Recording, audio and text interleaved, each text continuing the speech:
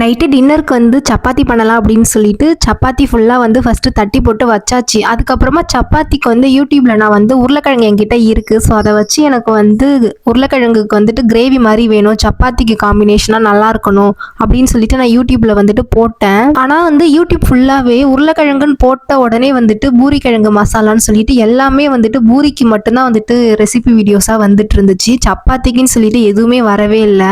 நானும் ரொம்ப நேரமாக தேடிக்கிட்டே இருந்தேன். எனக்கு ஒரு வீடியோவும் கிடைக்கவே இல்லை. சரி, இதுக்கு மேலே நம்ம டைமை வேஸ்ட் பண்ண வேணாம் அப்படின்னு சொல்லிட்டு நான் என்னோட இஷ்டத்துக்கு வந்து செய்ய வந்துட்டு ஸ்டார்ட் பண்ணிட்டேன். சப்பாத்திக்கு காம்பினேஷனாக சில வீடியோஸ் எல்லாமே வந்துச்சு. பட் அது எல்லாமே எப்படி இருந்துச்சுன்னு பார்த்தீங்கன்னா குருமா மாதிரி இருந்துச்சு. நான் உருளைக்கிழங்க வச்சு பண்ணணும் அப்படின்னு சொல்லி வீடியோ கேட்டால் அதுக்கு எந்த ரெசிபியுமே வரல. அதுக்கப்புறம் ஃபைனலாக நானே எல்லாத்தையும் போட்டு ஒரு குருமா மாதிரி வந்து உருவாக்கிட்டேன். பட் உண்மையாலுமே ரொம்பவே சூப்பராக இருந்துச்சு. நான் எக்ஸ்பெக்ட் பண்ணவே இல்லை இந்த அளவுக்கு நல்லா வரும் அப்படின்னு சொல்லிட்டு. இந்த குருமா வந்துட்டு எனக்கு தெரிஞ்சு தோசைக்கு நல்லா இருக்கும்னு நினைக்கிறேன். பட் இட்லிக்கு நல்லா இருக்குமான்னு தெரியல. ஆனால் சப்பாத்திக்கு சூப்பராக இருந்துச்சு. அதுக்கப்புறம் காலையில் கொஞ்சம் தோசைக்கு வந்து தேங்காய் சட்னி காலையில் அரைச்சேன். அதுக்கப்புறம் அதில் கொஞ்சம் இருந்துச்சு. அப்புறம் அதைக்குமே வந்துட்டு சப்பாத்தியோட வச்சு சாப்பிட்டோம்.